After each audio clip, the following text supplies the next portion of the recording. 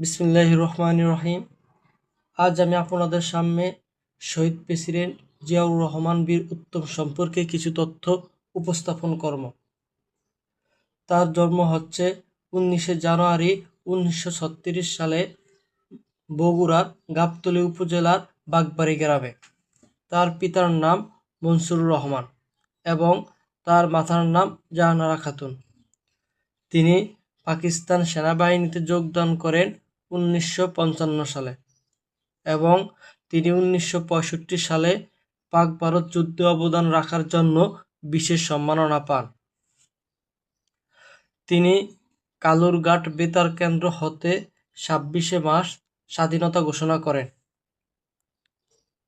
তিনি 1977 সালে গণভোটের মাধ্যমে রাষ্ট্রপতি নির্বাচিত হন এবং সংবিধানে বিসমিল্লাহ ও আল্লাহর প্রতি আস্থা যুক্ত করেন। 1978 সালে 1 সেপ্টেম্বর বিএনপি গঠন করেন এবং তিনি 1981 সালে 30শে মে চট্টগ্রামের সার্কিট হাউসে মারা যান বা শহীদ হন।